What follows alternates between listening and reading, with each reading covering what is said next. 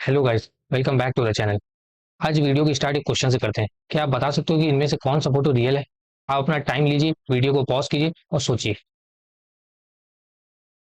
सोच लिया? आप देखते हैं इसका करेक्ट आंसर क्या है। दरअसल ये तीनों इमेज ही फेक है। यानी कि आजकल टेक्नोलॉजी के जमाने में रियल फोटो को फेक इमेज से क्लासिफाई करना, अलग कर पाना बहुत ही ज्यादा मुश्किल हो गया है।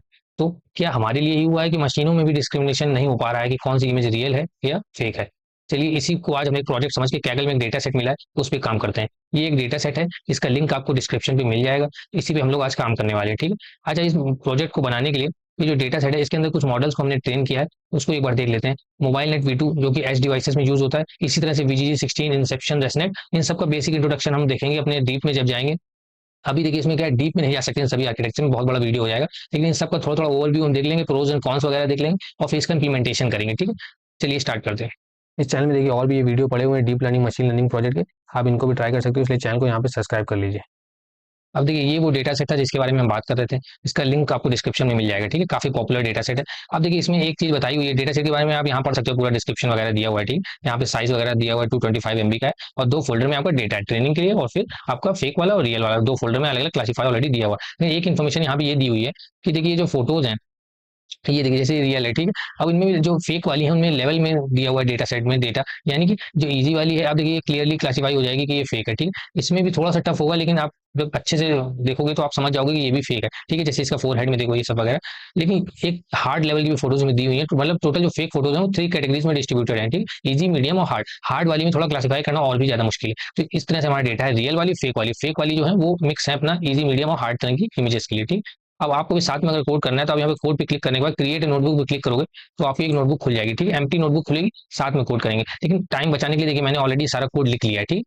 हम समझने में कोड ज्यादा टाइम लगाएंगे कि टाइप करने के, ठीक। स्क्रैच से कोड करने में वीडियो का लेंथ फालतू में बड़ा हो जाएगा। और इसमें जो समझने वाली चीजें फिर मुझे वो फास्ट करनी पड़ेंगी या फिर थोड़ा सा कहीं कहीं पे स्किप करना पड़ेगा, ठीक। वीडियो को हमने जानबूझ के इस तरह से अंदर, मतलब इसके जो इंप्लीमेंटेशन किया है हमने इस तरह से जानबूझ के कठिन नहीं किया है, क्योंकि फोकस आपका अभी हो एक ओवरव्यू आर्किटेक्चर बनाने में, मतलब कि किस तरह से हम स्टार्ट टू एंड एक, मतलब कि इसको एग्जीक्यूट करने वाले हैं, ना कि आपको अर्ली चेक पॉइंटिंग और कॉल बैक ये सब फीचर अभी नहीं दिखाएंगे आपको।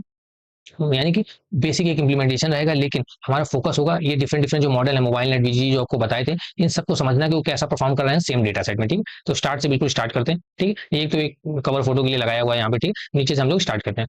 सबसे पहला सेल है, देखिए इसमें हमने क्या किया, बेसिक लाइब्रेरीज को इम्पोर्ट किया, ठीक है। OS, NumPy, मैटप्लॉट ये सब ऊपर की तो आप जानते हो। तो बताने वाली चीजें हैं ये है, देखिए ये सारे वो मॉडल हैं जिनको हम ट्रेन करने वाले हैं, जो कि TensorFlow dot Keras dot application के अंदर होते हैं, हमने सारे इंपोर्ट कर लिए, ठीक। इमेज डेटा जनरेटर जो होता है, ये इमेजेस में आप डिफरेंट डिफरेंट वो लगाते हो, क्या बोलते हैं, जैसे कि इमेज है उसको रोटेट करना, उसका ब्राइटनेस बढ़ाना, मतलब कि आप आर्टिफिशियली डेटा जनरेट करते हो जब जब आपके पास इमेजेस कम होती है तब आप इसका यूज करते हो, ठीक। उसके बाद ये सब तो आपको पता ही है। ये ग्लोबल एवरेज पूलिंग क्या होता है, आपने जब सिंपल अपने आर्किटेक्चर CNN में बनाए होंगे तो आप वहाँ पे फ्लैटन लेयर का इस्तेमाल करते हो, ठीक। जब आपकी कॉन्वोल्यूशन और मैक्स पूलिंग वाली लेयर सारी कंप्लीट हो जाती है तो डेंस लेयर के पहले आप फ्लैटन कर देते हो, है ना। तो वही यहाँ पे हमने क्या किया, ग्लोबल एवरेज पूलिंग का यूज किया। इसमें क्या होता है, पैरामीटर जो है सिग्निफिकेंटली रिड्यूस हो जाते हैं, क्योंकि हर एक फिल्टर से सिर्फ एक पिक्सल लेते हैं, ठीक है। ये बहुत ईजी है, इसको अगर आप नहीं समझ पा रहे हो तो ये गूगल सर्च करो, आप समझ जाओगे। कॉन्सेप्ट बहुत ईजी है, लेकिन इसका इस्तेमाल बहुत होता है। अगर आप बिना समझे स्किप करोगे तो फिर आगे आपको और भी जो प्रोजेक्ट आएंगे उसमें दिक्कत होने वाली। बाकी इन लाइन वन लाइन में अगर आप इसको समरी बताएं तो क्या होता है ना, जैसे कि देखिए आपके टोटल एंड में जाके सारे कॉन्वोल्यूशन मैक्स पूलिंग लेयर लगने के बाद एंड में मान लीजिए 5 फिल्टर्स आपके रेडी होते हैं, ठीक है, फीचर्स वाले, फीचर मैप बेसिकली। तो अगर आप फ्लैटन कर दोगे तो 3x3 के फिल्टर हैं, तो बेसिकली एक फिल्टर जो होगा 9 टोटल पिक्सल पॉइंट कंट्रीब्यूट करेगा, ठीक है। और उसके बाद वो डेटा हमारा फुल्ली कनेक्टेड लेयर में जाता है। तो हम नहीं चाहते हैं कि इतनी कॉम्प्लेक्सिटी मॉडल की बढ़े। हम क्या करते हैं, हर एक फीचर में से जो डोमिनेटिंग फीचर होता है, पिक्सल होता है, उसको हम ले लेते हैं। ग्लोबल एवरेज पूलिंग बस यही करता है कि हर एक फीचर मैप से सिर्फ एक डोमिनेटिंग पिक्सल को लेता है। और इसी तरह से अगर मान लीजिए आपके 2048 करके पिक्सल टोटल फिल्टर है, तो उनमें सब में से एक एक ले लेगा, तो 2048 उसके पिक्सल्स हो जाएंगे, ठीक। उसके बाद एडम अपना ऑप्टिमाइजर होने वाला है। और ये सारे, ये तो वैसे मैंने यूज नहीं किए हैं, पहले मैंने ट्राई करने के लिए ROC कर्व और ये क्लासिफिकेशन रिपोर्ट, ये सब मैंने अपने समझने के लिए शुरुआत में इस्तेमाल किया था। लेकिन लेटर ऑन इसको मैंने वहां से कोड रिमूव कर दिया, तो यहाँ से भी हटा देना चाहिए, लेकिन चलिए कोई नहीं, आप पढ़ा है तो पढ़ा रहने देते हैं, ठीक। और CV2 और प्री प्रोसेसिंग तो आप जानते ही हो, ठीक है, बेसिक है। तो यहाँ पे हमने अपना बेसिक डेटा इंपोर्ट कर लिया। अब हम सबसे पहले करते क्या है, देखिए नीचे वाले डेटा सेट पे आप ध्यान मत दीजिएगा, कुछ चीजें ट्राई करने के लिए मैं कर रहा था। ऊपर वाला जो डेटा सेट है ये वाला, इस पे हम असल में काम करने वाले हैं, ठीक। तो सबसे पहले आपको करना क्या है, इस पे अभी आप ध्यान मत दो, ठीक है, इसको भी आपको समझा रहे हैं। ये नीचे की 3 लिंक्स को देखो, ये वाली। अब होता क्या है, आपको डेटा यहाँ फोल्डर में देखिए पड़ा हुआ है, ठीक है। जब आप यहाँ पे क्लिक करोगे कोड के बाद यहाँ क्रिएट नोटबुक में, तो ये जो डेटा सेट है ना, ये अपने आप यहाँ आपके राइट हैंड साइड पे अटैच हो जाएगा। तो आपको करना क्या है, फोल्डर के अंदर देखिए डेटा ट्रेनिंग फेक इमेजेस इस फोल्डर के अंदर, वैलिडेशन वाली इसके अंदर, ये देखिए सारी इमेजेस पड़ी हुई है, ठीक है। तो हमें करना क्या है, एक एक करके एक एक करके हमें रीड करना होता है, ठीक। अब हम करते क्या है, यहाँ के सामने देखिए कॉपी पैथ का ऑप्शन आ रहा है, ठीक है, हर एक फोल्डर के सामने यहाँ पे आता है। तो आपको यहाँ पे सिंपल करना है, रियल वाले का कॉपी करके यहाँ रियल वाले में यहाँ पेस्ट कर देना है, और फेक वाले का यहाँ से कॉपी करके इस जगह से यहाँ पे पेस्ट कर देना है, ठीक है। और ये डेटा सेट पैथ क्या है, ये ओवरऑल डेटा सेट पैथ है, ये वाला लिंक है। ये तो देखिए फोल्डर का जो लिंक है ये आपने ऊपर रख दिया रियल और फेक में, और जो डेटा सेट है ये आपने यहाँ से कॉपी करना है और यहाँ पे पेस्ट कर देना है, ठीक है। तो ये तीनों लिंक्स आपके आ जाएंगे जहाँ पे डेटा अवेलेबल है। अब इस साइड का हमें कोई काम नहीं, हमारे पास वो लिंक्स हैं डायरेक्ट जहाँ जो पॉइंट कर रहे हैं जहाँ पे हमारा डेटा अवेलेबल है, ठीक। आप देखिए एक हमने यहाँ पे मेथड लिखा है जिसको हमने यहाँ पे देखिए कॉल किया हुआ है, कैसे, शो सैंपल इमेजेस नाम का देखिए मेथड है। इसको हम कॉल कर रहे हैं, सबसे पहले हम रियल पैथ भेजते हैं और साथ में रियल का यहाँ पे हम लेबल भेजते हैं, तो उसके बाद ये फेक पैथ भेजते हैं और फेक लेबल भेजते हैं, एक एक करके यहाँ पे जाएगा। क्या होगा यहाँ से, अब देखिए इसके अंदर जो कोड लिखा गया है उसकी वजह से यहाँ पे देखिए ये दो रो बनी हुई है जिसमें 5-5 सैंपल इमेजेस हैं। मेरा गोल यहाँ पे ये है कि हर एक इमेज के अंदर से आपको थोड़ी फोटोज निकाल के दिखाएं ताकि आपको समझ में आए डेटा किस तरह का है। तो जो रियल वाली है ये देखिए 5 फोटोज हमने इस फोल्डर से निकाल के आपको शो करा दी, और जो फेक वाली है उसके अंदर से भी ये 5 फोटो निकाल के आपको शो करा दी, ठीक। उसके लिए देखिए कोड क्या है, सिंपल, जो पैथ था वो यहाँ पैथ में रिसीव हो जाएगा, और जो रियल और फेक का लेवल था वो लेवल में रिसीव हो जाएगा। एन की वैल्यू हमने 5 रखी है, आप कुछ भी रख सकते हो, लेकिन अगर एन की वैल्यू 5 इसलिए है कि यहाँ पे देखिए 5 फोटोज आपको दिख रही है ना, अगर आप बढ़ाओगे कि घटाओगे तो उस हिसाब से यहाँ पे फोटोज बढ़ेंगी और घटेंगी, ठीक। अब ये जो हमारे पास पैथ आया था यहाँ पे हमने लिस्ट डायरेक्टरी करने से होता क्या है, उस पर्टिकुलर जहाँ पे पैथ पॉइंट कर रहा होगा वहाँ उसके अंदर की सारी फाइल जो होंगी लिस्ट हो जाएंगी, ठीक है, उस डायरेक्टरी के अंदर से। तो वहां से हमने एन की वैल्यू 5 थी तो 5 इमेजेस को हमने यहाँ पे इंडेक्सिंग करके निकाल लिया, वो इमेज फाइल्स के अंदर आ गया, उसके हमने लूप लगाया और एक एक करके आई एम शो करके यहाँ से सिंपल इमेज को शो करा दिया। यहाँ पे सारी इमेज शो हो रही है। अब देखिए जो अब यहाँ पे सेट टाइटल में हम यहाँ जो लेबल आया था इसका काम ही यही पे था, सेट टाइटल में हम लेबल पास कर सकें ताकि रियल फोटोज के ऊपर रियल लिख के आए और ये फेक फोटोज के ऊपर फेक लिख के आए, ठीक है। अब देखिए 1 मिनट हम लोग लगाते हैं इस फोटो को देखने में। रियल वाली फोटो तो देखिए ऑफकोर्स जो रियल है तो अच्छी क्वालिटी में, फेक वाली में देखिए कुछ फोटोज तो आप क्लियरली क्लासीफाई खुद ही से कर लोगे, जैसे ये वाली इमेज है इसमें मतलब नेचुरली कुछ गड़बड़ लग रहा है कि ये फेक ही होगी, अगर आपसे क्लासीफाई करने को बोला जाए तो आप कर लोगे, ठीक है। इसमें भी कुछ, ये तो चलो फिर भी एवरेज है, ये वाली भी आपको कुछ लगेगी यहाँ पे फीचर्स वगैरह देख के कि कुछ यहाँ पे फोटो में अब नॉर्मल है, लेकिन ये दोनों फोटो देखिए, ये दोनों फोटो मतलब ऑलमोस्ट आप बोल सकते हो अगर इनमें से कोई एक फोटो यहाँ बीच में रखी होती तो क्लासिफाई कर पाना मुश्किल हो जाता है कि ये कौन सी रियल है कौन सी फेक है, ठीक है। इस तरह का हमारा ये डेटा है। तो ये तो बेसिकली हमने जो अभी आपको बताया सैंपल इमेजेस दिखाने का यहाँ पे छोटा सा कोड था, ठीक है। अब आगे चलते हैं। अब देखिए डेटा देखिए हमारे पास कम है, इसके अंदर फोल्डर के अंदर जो इमेजेस हैं ये ऑलमोस्ट आई थिंक 1500 इमेजेस हैं, ठीक है। कोई हमारे पास 10,000 या 20,000 इमेजेस नहीं है जो कि कुछ डेटा सेट में होती हैं, ठीक है। तो हमने यहाँ पे डेटा ऑगमेंटेशन का यूज किया हुआ है इस जगह पे, ठीक है। ये क्या होता है अभी समझेंगे, लेकिन पहले स्टार्ट से आते हैं, ठीक है। अब देखिए सबसे पहले हमने आपको बताया था कि हम कई तरह के मॉडल ट्रेन करने वाले हैं, mobile net V2, VGG16, ResNet 50। अब आप में से कुछ लोग जो है इसमें थोड़े समय से भी CNN में काम कर रहे हैं या आप कैगल के अंदर एक्टिव है, तो आपको सबसे ज्यादा मॉडल जो दिखते होंगे VGG16 दिखता होगा और रेसनेट 50 दिखता होगा, सबसे ज्यादा पॉपुलर डेटा सेट है। और ये बाकी जो 3 है ये भी पॉपुलर है, लेकिन सबसे ज्यादा आपको VGG16 और रेसनेट 50 दिखता होगा, ठीक है। इन सब के बारे में अभी डिस्कस करेंगे, मैंने कुछ टैब्स यहाँ पे सेव कर रखे हैं तो हम लोग समझेंगे। अब यहाँ पे देखने वाली चीज क्या है, ये अलग अलग मॉडल जो होते हैं अलग अलग तरह के शेप का इनपुट एक्सपेक्ट करते हैं। जैसे मोबाइल नेट V2 है, ये चाहता है जो इमेज इसके अंदर पास हो वो 96 क्रॉस 96 की हो, हाइट और विड्थ की बात हो रही है यहाँ पे।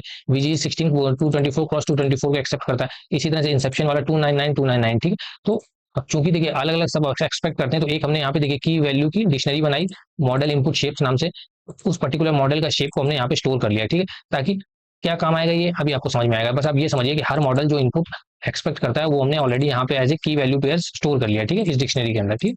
अब देखिए यहाँ से हमारा कोड स्टार्ट होता है, ये पूरा एक मेथड है, ठीक है। इसको कहीं से कॉल करा जाएगा जो कि कोड नीचे लिखा हुआ है, ठीक है। जब इसको कॉल करा जाएगा इसमें 2 वैल्यू पास होंगी, मॉडल का नेम और बैच साइज, ठीक है। बैच साइज नहीं पास होगा तो यहाँ पे 32 डिफॉल्ट वो ले लेगा, ठीक है। आप देखिए जब मॉडल का नेम यहाँ पे आएगा यहाँ पे, तो हमने तो ऑलरेडी मॉडल के नेम से उसका शेप सेव कर रखा है, यहाँ पे वो इस्तेमाल होगा ये चीज। अब जैसे ही हमें मॉडल का नेम पता लग जाएगा तो इस डिक्शनरी जो है मॉडल इनपुट शेप नाम से, इसको हम लोग इंडेक्स करेंगे और उसका टारगेट साइज निकाल लेंगे, यानी कि टपल वैल्यू आ जाएगी, ठीक। तो जब टारगेट साइज मालूम लग गया तो यानी कि एक बार डेटा जनरेटर ये होगा टोटल 5 टाइम्स कॉल होगा, क्योंकि यहाँ पे 5 मॉडल्स है ना, एक एक करके मॉडल कॉल होगा और वहां से उसका हम जैसे कि पहले बार में मोबाइल नेट V2 आया तो उसका शेप हमारे पास टारगेट साइज में आ जाएगा 96 96, दूसरी बार VGG16 आया तो हमें 224 यहाँ पे आ जाएगा, ठीक है। इस तरह से आगे हमारा एक्सक्यूशन होने वाला है। अब देखिए पिछले कई प्रोजेक्ट में हम लोग डेटा जनरेटर और ये फ्लो फ्रॉम डायरेक्टरी ये जो है ये सब हम डिस्कस कर चुके हैं, तो लेकिन फिर भी जो लोग नए हैं उनके लिए एक बेसिक इंट्रोडक्शन यहाँ पे दे देते हैं, लेकिन ज्यादा टाइम यहाँ पे हम लोग नहीं लगाएंगे, ठीक। अब देखिए data generator, image data generator नाम से ही जो लग रहा है ये डेटा को जनरेट करता है आर्टिफिशियल तरीके से, यानी कि तो देखिए हमारे डेटा सेट के अंदर ये जो इमेजेस हैं ये कम है, हमें और जनरेट करनी है। तो एक रिसर्च के बाद ये पता चला कि अगर आप कुछ इमेजेस में कुछ ऑपरेशन अप्लाई कर देते हो, जैसे कि फ्लिप कर देना इमेज को, ठीक है, जूम कर देना या ब्राइटनेस बढ़ा देना, तो वो डेटा सेट जो होता है हमारे मॉडल के लिए एक नया डेटा सेट हो जाता है। मतलब आपको एक एग्जाम्पल दिखाते हैं। अब ये देखिए इसका क्या मतलब है, यहाँ पे एक इमेज मैंने अभी भी गूगल से निकाली। आज जैसे एक नॉर्मल कैट की इमेज है, ठीक है, जब आप उसमें डाटा डेटा ऑगमेंटेशन अप्लाई करते हो तो यही एक इमेज होती है, जितनी भी आप ऑपरेशन अप्लाई करते हो उस हिसाब से एक्स्ट्रा फोटो जनरेट हो जाती है। जैसे इस इमेज को अगर आप फ्लिप करो तो ये इमेज आ जाएगी, तो एक फोटो ये हो गई, रोटेट करोगे तो ये फोटो आ जाएगी, ब्राइटनेस घटाओगे बढ़ाओगे तो इस तरह का कोई इमेज आएगा, कट आउट करोगे तो एक तरफ से देखिए पार्ट इसका कट हो गया। मतलब एक इमेज से आप कई तरह की इमेज जनरेट करते हो डेटा जनरेटर को अप्लाई करने से, ठीक है, बस यही सिंपल इसका काम होता है। अब देखिए सबसे पहले हमने स्केल किया, हमारी जो पिक्सल वैल्यू होती है इमेज में उनको हम एक ही रेंज में रखना चाहते हैं, इसलिए 225 से डिवाइड करेंगे तो ऑफकोर्स जो पिक्सल वैल्यूज होती है इमेज की 0 to 225 255 होती है, जब आप 255 से डिवाइड कर दोगे तो ऑफकोर्स 0 से 1 की रेंज में आ जाएंगी, ठीक है। इससे क्या होता है, इन जनरल सीएनएन की जो ट्रेनिंग होती है उसमें कहते हैं अगर आप स्केल कर लो सारी पिक्सल वैल्यू को एक ही रेंज में तो बेटर ट्रेनिंग होती है, बेटर ग्रेडियंट फ्लो होते हैं, ठीक है। वैलिडेशन स्प्लिट हमने 20% रखा है, यानी जो हमारा डेटा है ट्रेनिंग का उसी से हम 20% डेटा वैलिडेशन के लिए यहाँ पे यूज करेंगे, ठीक है। ये सारे ऑपरेशन अभी आपको बताया, ये वाले हॉरिजॉन्टल फ्लिप करना, जूम करना, इमेज को ब्राइटनेस घटाना बढ़ाना, इससे जो है हमारी और भी इमेजेस जनरेट होती है, ठीक। ये हो गया। अब ट्रेन डेटा जन में हमने इसका ऑब्जेक्ट ले लिया इमेज डेटा जनरेटर का।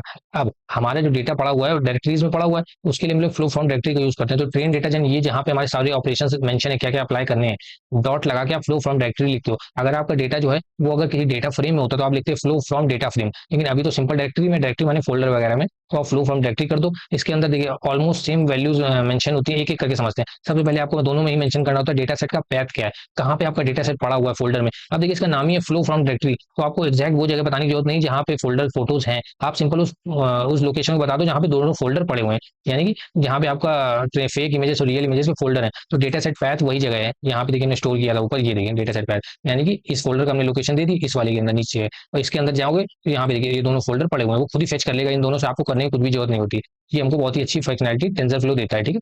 तो यहाँ पे हमने पैथ दे दिया दोनों में, ठीक है। उसके बाद टारगेट साइज बताना होता है। अब देखिए टारगेट साइज हम लोग वैल्यू टारगेट साइज से निकालना है, जो कि हमने यहाँ पे निकाली थी। जिस तरह का मॉडल आएगा उसके नेम के हिसाब से डिक्शनरी से हम उसका साइज निकाल लेंगे और वही यहाँ पे दोनों को फिट करा देंगे, ठीक है। क्लास मोड बाइनरी हमने बताई हुई, क्योंकि हमारे डेटा सेट में दो क्लासेज हैं, रियल होगी इमेज या तो फेक होगी, इसलिए बाइनरी होगी, दोनों में बाइनरी में मेंशन कर दिया। अब देखिए सबसेट क्या होता है, आप देखिए दोनों में डेटा सेट पैथ मेंशन कर रहे हो, तो 20% आपने यहाँ पे वैलिडेशन का स्प्लिट बताया था, तो डेटा का स्प्लिट लग गया, 20% डेटा वैलिडेशन के लिए यूज होगा। लेकिन आपको यहाँ पे बताना पड़ता है कि इनमें से कौन सा, दो है ना, इनमें से कौन सा वाला डेटा जो है वैलिडेशन के लिए यूज होगा। तो इसमें बताया गया ये जो सबसेट है ट्रेनिंग का है, यानी कि 80% डेटा यहाँ पे जाएगा इसके अंदर ट्रेन जनरेटर के अंदर, और वहीं स्प्लिट जो कि 20 का था तो 20% डेटा जो है इसके अंदर जाएगा, क्योंकि आपने मेंशन किया ये वाला जो सबसेट है ये वैलिडेशन के लिए यूज हो रहा है, तो वेल जनरेटर के अंदर 20% डेटा जाएगा, ठीक है। बैच साइज आप बताते हो कितने के बैचेस आपको लोड करने हैं। आप देखिए जो इसका फ्लो फ्रॉम डायरेक्टरी का सबसे बड़ा यूजेज ही यही है कि अगर आपके पास ज्यादा रैम नहीं है तो आप सारा डेटा मेमोरी पे लोड नहीं कर सकते हो, तो ये क्या करता है डेटा को बैचेस बाय बैचेस करके लाता है ताकि लोड ना हुए, मेमोरी ओवरफ्लो ना करे। तो आपने यहाँ पे बैचेस 32 का मेंशन किया है, यानी कि अगर आपके पास चाहे 10,000 फोटोज हो चाहे मिलियन, वो 32 के बैचेस में ही लोड करेगा आपकी मेमोरी पे ताकि लोड ना पड़े, और सारे ऑपरेशन और ट्रेनिंग वहीं से अप्लाई होगी। तो वहां पे हमने बैच साइज दोनों में बता दिया और शफल ट्रू कर दिया। इसमें तो कोई शफल करने की जरूरत नहीं, जो डेटा वैलिडेशन जो डेटा होता है वो टेस्ट कितना एक तरह से ट्रेनिंग के टाइम यूज होता है, इस पे तो फॉल्स रखा। शफल करने का मतलब शफल होता है, जैसे आप कार्ड शफल करते हो, सारी इमेजेस जो आएंगी लोड होगी 32, इनको शफल कर देगा आपस में ताकि मिक्स हो जाए, ठीक।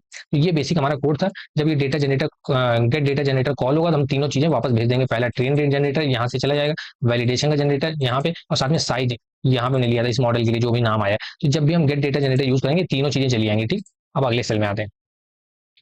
अब देखिए मॉडल बिल्डर, अब इसमें क्या है, हमने वो मॉडल का कोड लिखा हुआ है जो हमें बनाना है, इसको हम लोग समझें, ठीक है।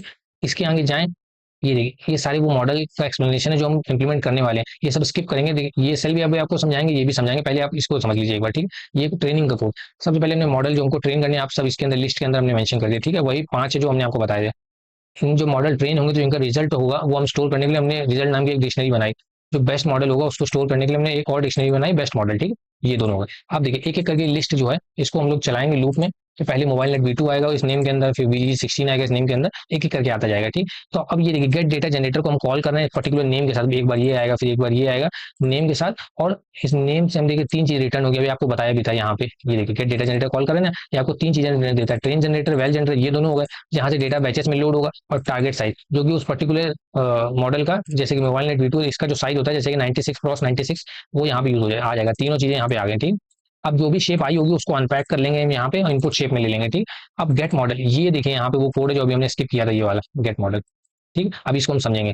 और अब ये समझिए वहां पे गेट मॉडल भेजने के बाद आपका मॉडल जो है, जो भी आपने मोबाइल नेट V2 लिया है अब देखिए मोबाइल नेट V2 तो ट्रेन है आपका इमेज नेट डेटा सेट में, उसमें तो 1000 क्लासेस होती थी, 1000 क्लासेस हमारे किसी काम की नहीं, हमारे में तो सिर्फ 2 ही क्लासेस है बाइनरी की, है तो रियल होगा या तो फेक होगा। तो हमको कुछ चेंजेस करने पड़ेंगे इस मॉडल के आर्किटेक्चर में, उसी के लिए हम गेट मॉडल को कॉल करते हैं, वहां पे ये मॉडल जाएगा और वो बेसिकली आप ये समझिए उसका जो लास्ट वाला लेयर होता है, जहाँ पे जैसे पहले 1000 न्यूरॉन्स होते होंगे, अब वो कम हो गए। इसमें एक फोटो थी, आपको यहाँ से दिखाते हैं, हाँ ये वाली, तो ये जो लास्ट लेयर होती है ना आउटपुट लेयर, ये हट जाएगी और उसकी जगह यहाँ पे देखिए 1000 न्यूरॉन से, क्योंकि 1000 में हमको क्लासेस थी उसमें प्रिडिक्शन करना था, लेकिन अब हमारे पास 2 ही क्लासेस हैं रियल और फेक, तो यहाँ पे 2 यहाँ पे न्यूरॉन सिंपल आउटपुट के लिए आ जाएंगे, ठीक। इसी का यहाँ पे गेट मॉडल भेजा गया है कि यहाँ पे नेम जाएगा और जो उसका सही मॉडल उसका ऑब्जेक्ट यहाँ मॉडल में रिटर्न हो जाएगा। अब हम ये समझते हैं गेट मॉडल वाला जो समझना बहुत जरूरी है, ये हमें मॉडल नेम मिल जाएगा और इनपुट शेप मिल जाएगा कि पर्टिकुलर मॉडल किस शेप का इनपुट इमेज रिसीव करेगा, ठीक। अब देखिए अगर यहाँ पे इफ एल्स कंडीशन यहाँ तक तो सेमी कोड है, एक एक करके हमने आपको यहाँ पे देखो बताया था कि एक एक करके लूप चलेगा। सबसे पहले यहाँ पे जब गेट मॉडल कॉल होगा मोबाइल नेट V2 यहाँ पास हो जाएगा, फिर VG16 पास हो जाएगा, एक एक करके यहाँ पे सारी वैल्यूज पास होंगी। तो जब मोबाइल नेट पास होगा तो ये इफ कंडीशन ट्रू हो जाएगी, इतना सेल रन करेगा। जब सेकंड वाला केस होगा तो एलिफ ये रन कर देगा, एक एक करके सारे मॉडल आपके रन हो जाएंगे, ठीक है। जब इनमें से कोई भी नहीं होगा तो एक वैल्यू यहाँ पे एरर रेज हो जाएगी, एक्सेप्शन सॉरी। अब देखिए जब मोबाइल V2 कॉल होगा तो बेस मॉडल में हमारा मोबाइल नेट V2 डाउनलोड हो जाएगा, जिसका include top equal to fault. Top क्या होता है, ये वाला पार्ट एंड वाला, ये फॉल्स हो जाएगा, हट जाएगा, ठीक है। वेट्स जब ये मॉडल ओरिजिनली ट्रेन किया गया था तो सारे के सारे इमेज नेट पे ट्रेन हुए थे, तो उसी के हम लोग वेट्स को लोड कर रहे हैं, ठीक। इनपुट शेप जैसा जैसे यहाँ पे देखिए पास होगा खुद ही इनपुट शेप वो यहाँ पे सेट कर देंगे हम लोग, ठीक। अब ये सारे यहाँ पे एग्जीक्यूट होने के बाद कंट्रोल आएगा इस लाइन में, तो हम क्या कर रहे हैं, जो भी चाहे बेस मॉडल आया हो हमारे पास उसका ट्रेनेबल हम फॉल्स कर रहे हैं, यानी कि जैसे कि VG16 आया होगा हमारे पास ये वाला, तो हम क्या कह रहे हैं कि ये जो इतना पार्ट है ये आगे का इधर का, ये ट्रेन ना हो, समझ रहे हो।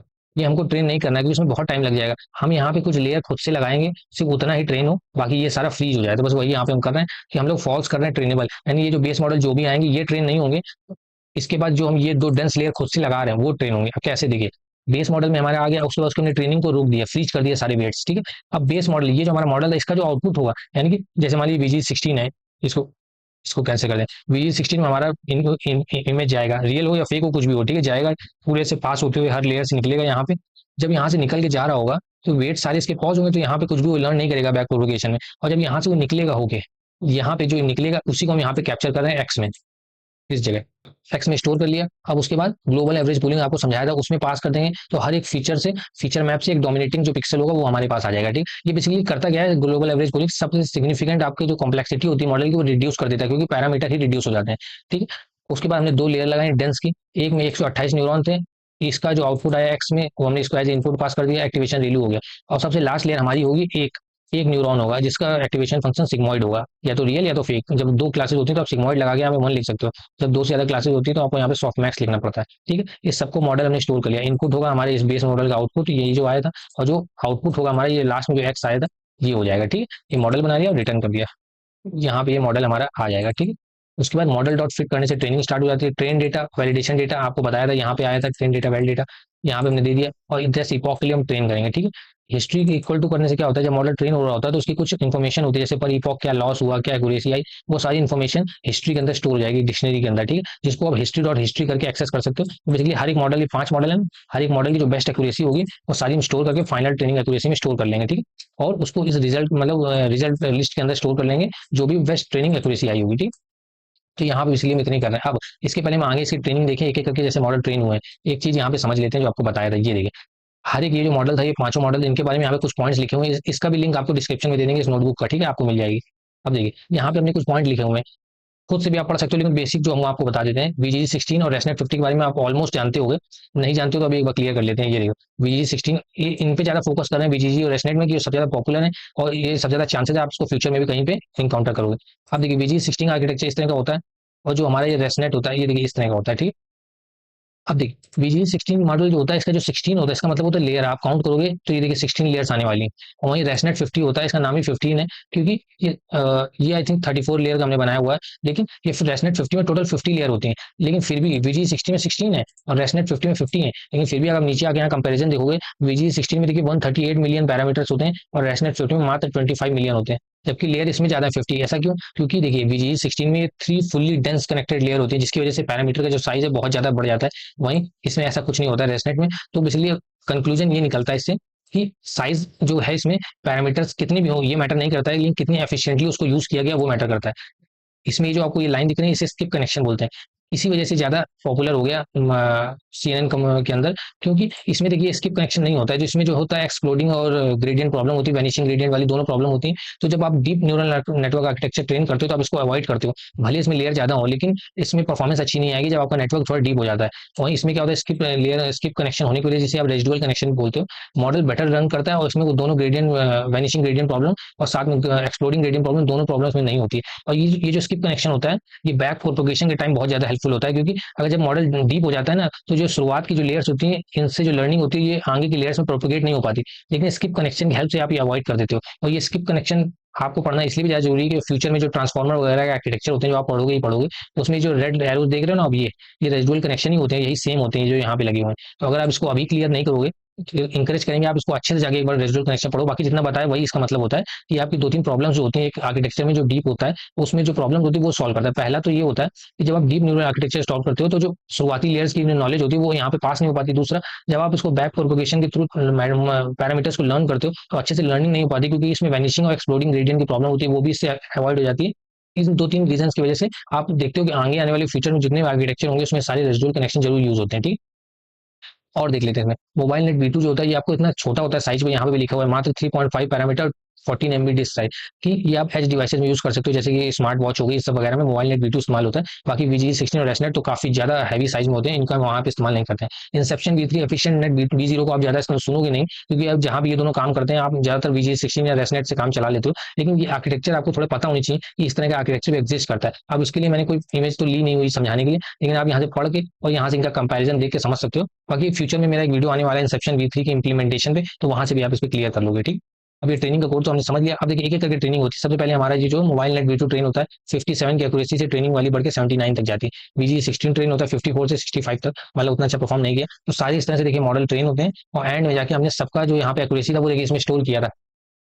ये देखिए रिजल्ट्स के नेम के अंदर स्टोर किया था ना, इसी की हेल्प से हमने एक बार चार्ट प्लॉट किया, ताकि आपको सारे आपस में कंपेयर करा सकें। ये देखिए रिजल्ट्स के अंदर स्टोर किया था, तो वहीं से निकाल के हमने यहाँ पे देखिए बार प्लॉट यहाँ पे प्लॉट किया हुआ। ठीक। तो ये आपको सारे मॉडल्स की एक्यूरेसी दिख जाएगी आपस में कंपैरिजन। मोबाइल नेट V2 ने सबसे अच्छा परफॉर्म किया है, लेकिन इसमें ये भी तो एक बात है कि मोबाइल नेट V2 जो होता है 92x92 की इमेजेस को प्रोसेस करता है, तो बेसिकली इसमें कम पिक्सल्स थे, और ये सब 224x224 यूज करते हैं। ठीक। तो कई चीजें हैं जो इसमें देखने लायक, लेकिन मेरा इसमें गोल था कि आपको उन सबका इंप्लीमेंटेशन समझाना, और जो बेसिक सटलिटीज होती हैं छोटी छोटी इनके आर्किटेक्चर वगैरह में, ये क्लियर करना। आई होप आपको एक इंप्लीमेंटेशन समझ में आया ओवरऑल। जब आप एक से ज्यादा मॉडल को ट्रेन करना चाहो, तो किस तरह से उसका कोड लिख सकते हो, कि एक डिक्शनरी बनाई, एक लूप लगाया, और यहाँ पे वो सारे मॉडल आपने मेंशन कर दिए। ठीक। यही मेरा इसमें गोल था। आई होप ये मेरा जो समझाने का अटेम्प्ट था, ये आपको समझ में आया हो। ठीक। और ये सारे हमने यहाँ पे इंप्लीमेंट कर दिए। अब इसको आप खुद से ट्राई करो इस डेटा सेट में, क्योंकि ये डेटा सेट काफी पॉपुलर, इस तरह के और भी डेटा सेट आपको नेट में मिल जाएंगे, कैगल में मिल जाएंगे, उन पे आप ट्राई करके देखो और देखो आपकी एक्यूरेसी क्या आ रही है। ठीक है। तो होप करते हैं आपको समझ में आया होगा। Thank you guys.